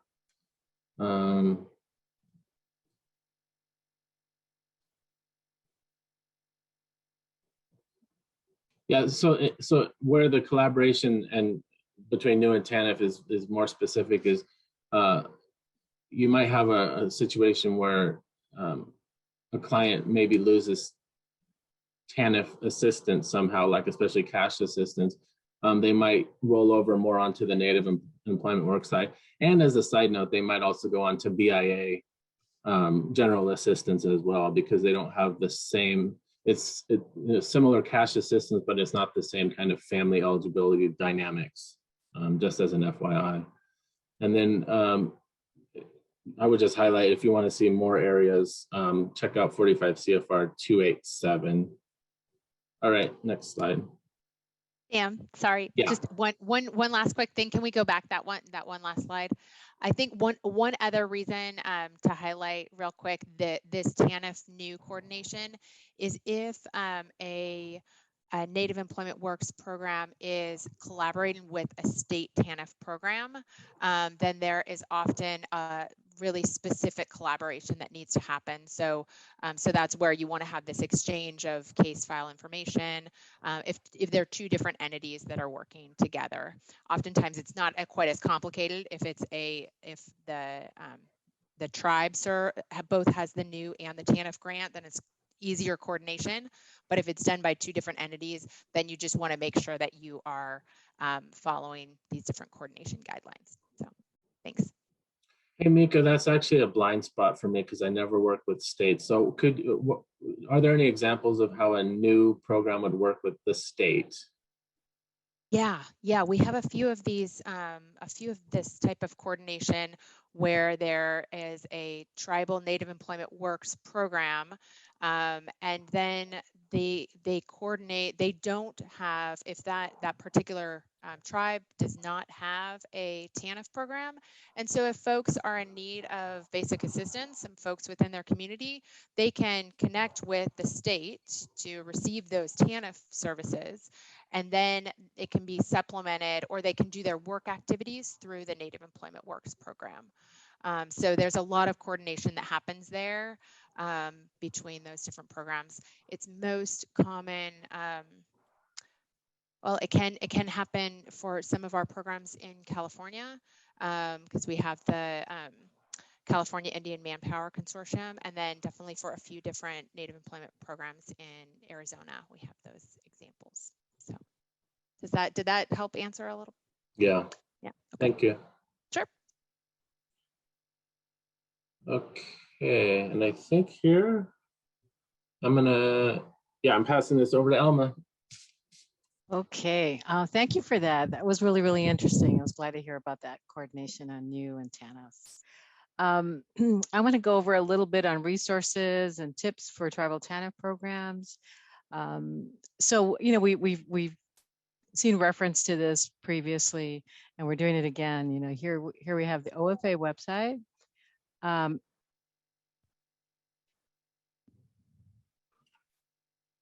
sorry, I heard someone speaking, so I wasn't sure.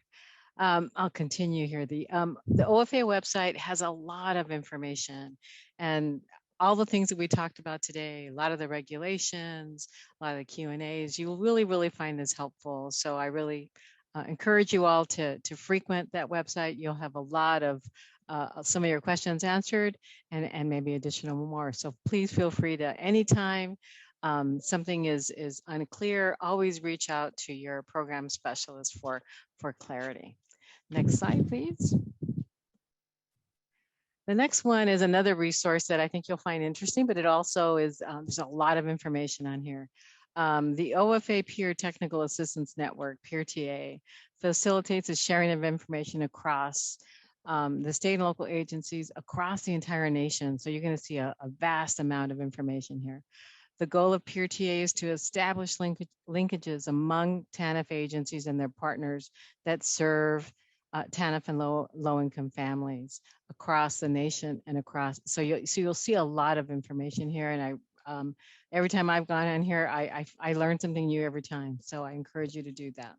On the website, state, tribal, and local TANF agencies can request TA. They can connect with peers around the country and learn about innovative programs, new OFA initiatives, and they also are a repository for all OFA activities that includes training and technical assistance, a resource library, peer connections, and a learning center. So this is a really, really important website. I think you'll find this very, very helpful. Next slide, please. So these are helpful tips. I think what we have heard throughout the presentation is that all services that TANF provides must meet a statutory purpose of TANF. In other words, all link back to the 4 purposes of TANF. Ensure that eligibility for all services are clearly followed and clear. Not only do they follow, but are they clear to all your participants? Is everyone really, really clear about that? This is a common question that comes up because clarity is just not there sometimes. Keep good records, document. You know, sometimes it's hard to remember what I've done today, right? Much less what I've done a year ago. So you want to keep good records and to ensure that the decisions you're making are well documented and well justified. And again, establish those effective communication strategies that will help not only you communicate with us, but also with all your local community partners. And I also want to, on next page, please. The next one is a common list of acronyms. And as we know, we all use these quite frequently. So this is something that you might want to refer to as well.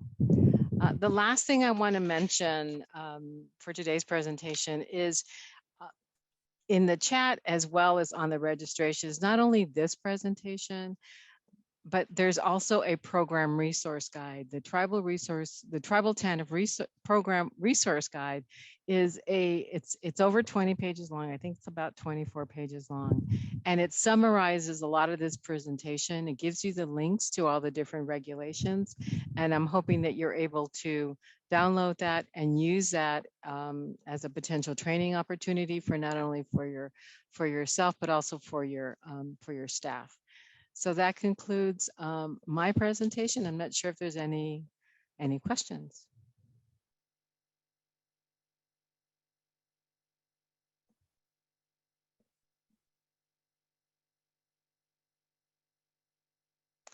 I don't believe there is. Okay. Hi, Elma. I think Mika, we had a few elements we wanted to check in with folks about. And just wanted to clarify, I believe we are going to have those resource guides posted here. It doesn't look like they're quite up in the chat yet. Looks like they're just coming through. Yeah. But we wanted to talk a little bit about them while you're thinking about any other questions that you might have. We know this is a lot of information, but hopefully it's helpful. And so kind of I'll pass it back to Jennifer to talk a little bit about those resource guides because we really put them together hoping that they could be a great resource for you all. But before I do that, I also wanted to set you up that we would like to hear from you too on any questions you have, of course, but also how you think, if you think you might be able to use this essentials guide in any way within your program. We kind of put it together, hopeful that it could be used, especially for programs. We know a number of staff are very familiar with a lot of these pieces, but we wanted to package it all together so that maybe it could be a helpful resource for you in your programs. And we'd love your feedback on that. If you think that you could foresee using it, if you yourself found it to be helpful, or you'd like a little bit more information on this, this component or a different component. So I just want to ready you that we're hoping for a little bit of conversation here in a couple minutes. But I'll pass it back to Jennifer just to tell us a little bit about those resource guides and what our vision was there. Thanks, Mika. I believe you all should be, if you have access to the chat, there are 2 resource guides that have been posted. There is one that is specific to the Tribal TANF program. I should clarify that this is designed, as was mentioned at the beginning by Sam, for directly funded TANF programs, but we hope that the information for those folks that are in 477s, they might be able to have a little bit more context for some of the information that was shared. And we also have a resource guide for the NEW programs. The design idea of this resource guide was to support folks that are in the grantees and having a quick a tool where they could quickly thumb through and identify regulations or guidance within the OFA website that might help them as they're moving their program forward and making programmatic decisions. And so it's set up to parallel the presentation. The resource guide includes brief descriptions of the information that was discussed. And then you'll find at the beginning of the resource guide that there are links and links to the different elements that we've discussed. So as you go through, you'll find that the different sections have a parallel section in the resource guide. And again, there are links to related guidance, PIs, but kind of high level. So not everything, but those essential elements that we think would be helpful for folks on programs. But because it is so long, we didn't want this to become too cumbersome. So at the end of the guide, you'll also find what we call a tearaway, which is a quick resource that you can tear away that has the lists of the different key guidance and where you can find them either by clicking on a link, which you'll find in the body of the document, or at the bottom of the resource guide, you actually have the spelled out addresses so that you can actually click and find those elements. And again, all the key information from the presentation is in this resource guide. And I'm going to stop there and see if anyone has any questions about the materials, the tools, or any thoughts about how they might be able to be used in program, or even if there's elements that we discussed today that would be helpful to have future conversations around.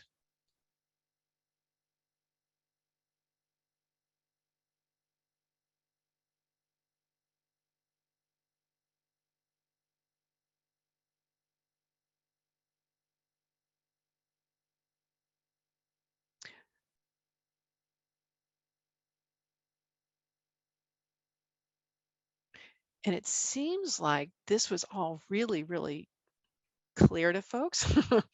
We covered a lot of information today within the information. So again, it's been mentioned a few times today. Let's see here. Oh, perfect. Okay. There's a lot of information that we covered today. It's a lot to absorb. Each of the programs has a program specialist available to answer any questions of anything we've gone over. And I'm seeing some pretty great suggestions here that are coming through. I see that we have a question about amendments and where to load them in OLDC. Would be helpful to know and where to put them.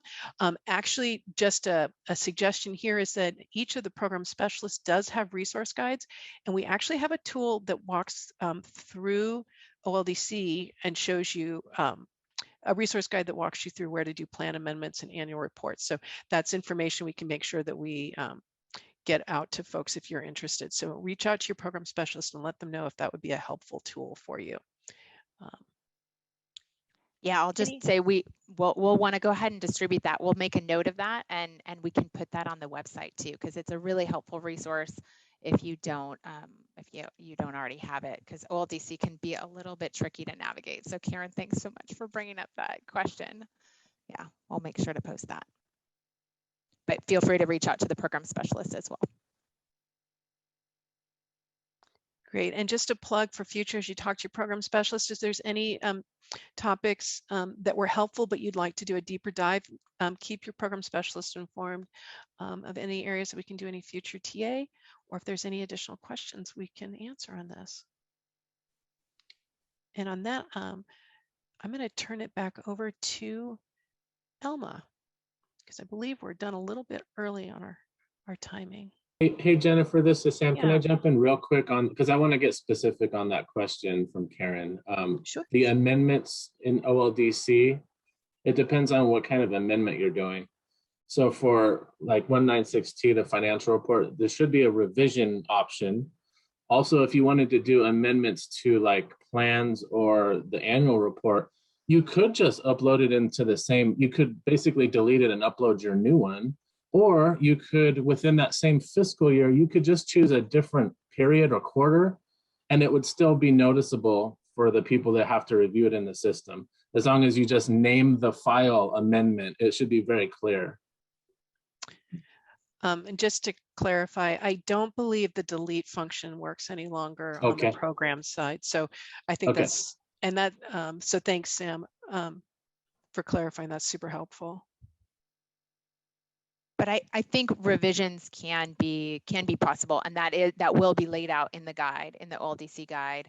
And then of course, make sure to reach out to your program specialist too, especially with amendments, so that we can make sure, maybe we can connect. Normally what we recommend is connecting prior, so that when you submit it in to OLDC, you're just submitting it kind of to then have it approved and not have to do multiple submissions.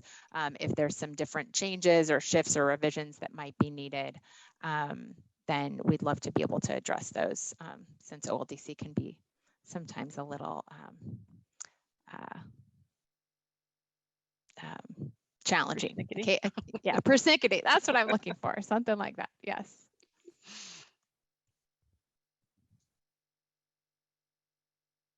So it looks like we are ending a little bit early. If folks don't have questions or comments, we did not build a break in. So I'm wondering if it might be nice to give folks a short break and reconvene in about 7 minutes, 7 or 8 minutes. So let's go ahead and do that. Let's give you a quick break and then let's reconvene in about 8 minutes. Thank you. Thank you, Julie. In 2021, President Biden issued several executive orders to advance diversity, equity, and inclusion actions within all levels of the federal government. Executive Order 13985, advancing racial equity and support for underserved communities through the federal government, directed all federal agencies to evaluate whether their policies produced racially inequitable results when implemented, and to make the necessary changes to ensure underserved communities are properly supported. This executive order has really served as an impetus to change government-wide. Federal agencies are currently assessing how their internally and externally facing actions, policies, and systems perpetuate racially inequitable outcomes, and developing approaches and strategies to making the systemic changes necessary to ensure that the actions that we take, the policies we implement, and the systems we enforce are done so with racial equity, anti-racist lenses. Within OFA, these steps required us to begin by taking a hard look at the racist, historically exclusionary, controlling roots of TANF, and to begin to identify the ways in which we can affect real, lasting anti-racist change. Our equity and inclusion effort is being undertaken OFA-wide in the regional and central offices and involves taking actionable steps to change our internal culture, to change our human resource, hiring, and personnel practices, and to change the way we engage and partner with our tribal and state TANF partners. The intent of this next session is to make you aware of our current efforts, discuss equity and inclusion through a tribal lens, and introduce you to next steps and how we hope to actively and equitably engage you all in this process of change. And now I'd like to hand the mic over to Rebecca Horsechief and Patrick Hyman, who will lead us in this session. Okay, so real quick, I mean, as my colleagues discussed earlier, the foundation of all this tribal DEI work, it's about the input, the guidance, and the recommendations from OFA's tribal grantees, specifically on what actions will have the most impact for their programs and communities. So I think it's what you're saying before.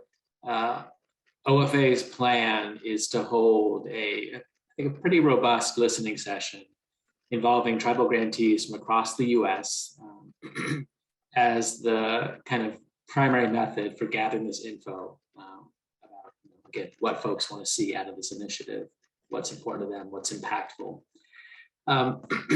We're still kind of thinking through the precise format of the listening session, and we're definitely open to any ideas or preferences folks have about how to run this meeting.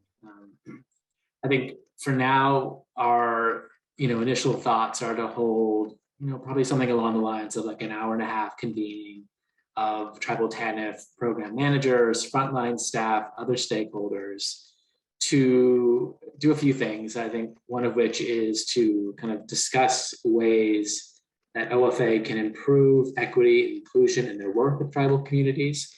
And I think that format, that discussion format, it's likely going to be kind of like a hybrid model of small group discussion and opportunities for folks to provide input anonymously. And I think where we're kind of thinking now, what might be helpful is at least have part of that listening session follow guiding questions that adhere to kind of a start, stop, continue format.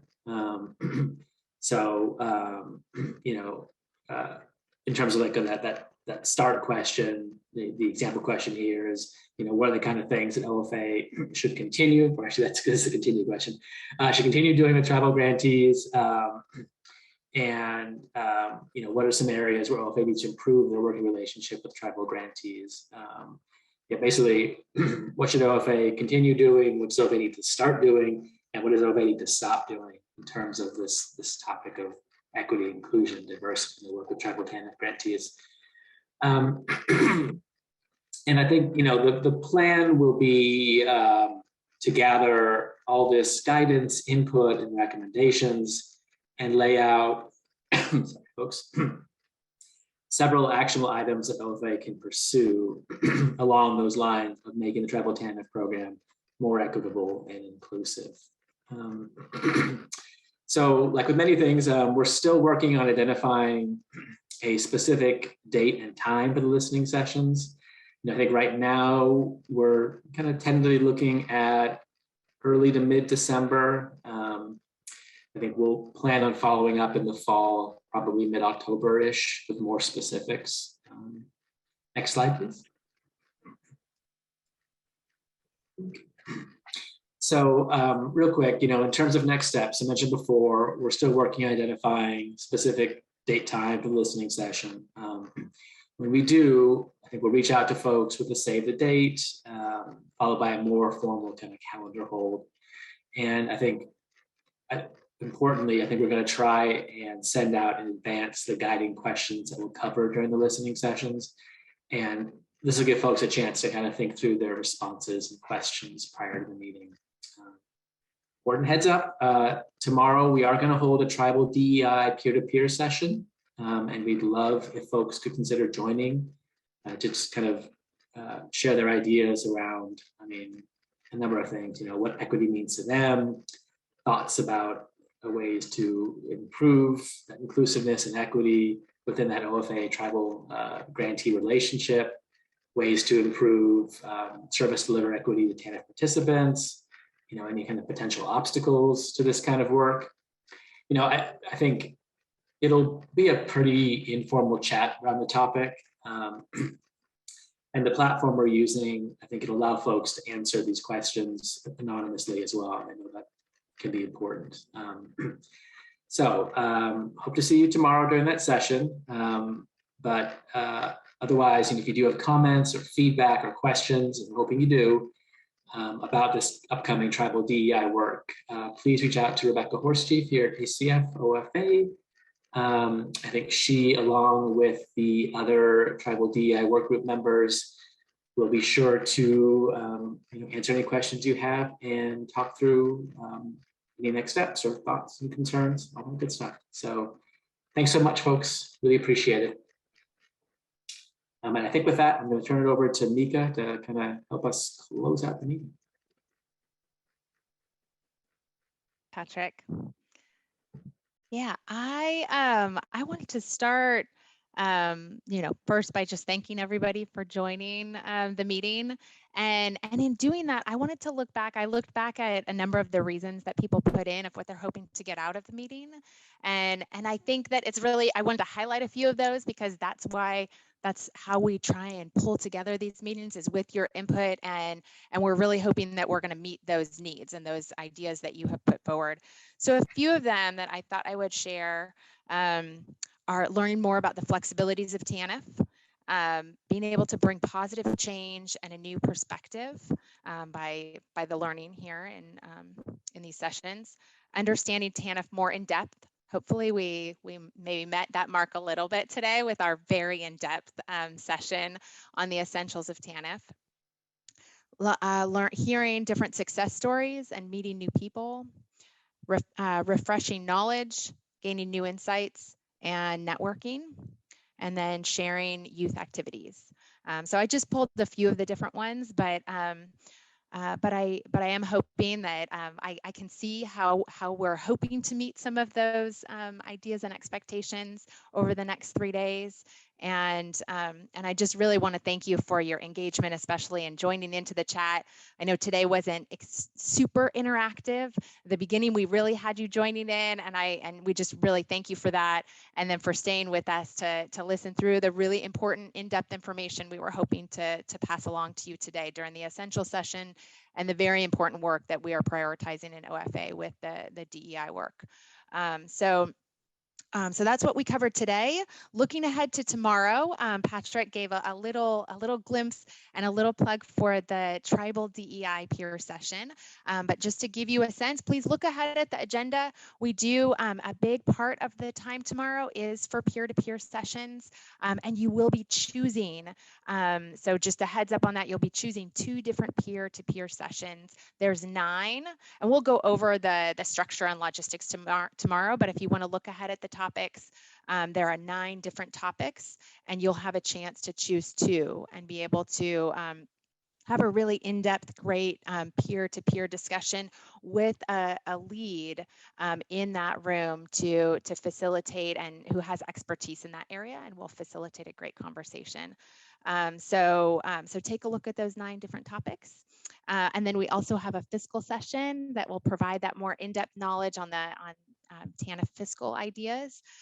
So we're really looking forward to another great day tomorrow, and we think it will be a lot more interactive and meet some of that need that I know you all have to be able to connect to each other, and that we really value that as well. So with that, I think those were the main things that I wanted to cover. I know we do have an evaluation that we're hoping that you all can do. It's very simple, just five questions, I think, and that should pop up on your screen. Ooh, right now, Q, very nice, thank you. Thank you to our team to draw that up. Please go ahead and answer those 5 questions for us. We're hoping these meetings are helpful. We do put a lot of energy into them to try and make them valuable, but we really appreciate your feedback when you say like, oh, that didn't quite hit the mark, or like, oh, maybe you could do it this way, a little bit different way. We really appreciate when you can provide us with that feedback. So please feel free to answer. They're just the bubble questions here, but if you have more in-depth feedback, let your program specialist know, or get back to us in the region on that. Juliet, do you have anything else to add? To our... No, I just want to again extend our thanks to folks for joining us, taking time out of your busy schedules, and please please do join us tomorrow. You can use the same Zoom link to join us for tomorrow's session. It will be much more interactive.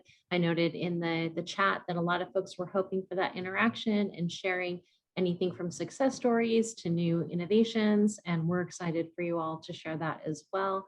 And I do encourage you to consider participating in the Tribal DEI work group. It is an opportunity to really inform how we move forward in our partnership with you, how we move forward in terms of program flexibilities, policy, and the approaches we take, everything from the language we use to the lens we look at your programs through. So really encourage you to do that. Thank you so much. Thanks to all of the regional staff who worked really hard, especially Mika, Jennifer, Elma, Sam, and Patrick. You've done an amazing job in pulling this meeting together. So thank you. And thank you so much to our BLH and ICF partners who are critical to us doing these meetings. Thank you. I just saw one question in the chat, and I'm just like, let's take the opportunity to answer that really quick. From Sorna, thanks so much for your question about how to participate. We'll have some more details about that. We're going to be having the listening sessions coming up, but please join in for one of those. If it works for you, join in for one of the sessions tomorrow, and we'll have more details on joining in for that work. So thanks so much for your interest. And Sorna, I can go ahead and also send you Rebecca's email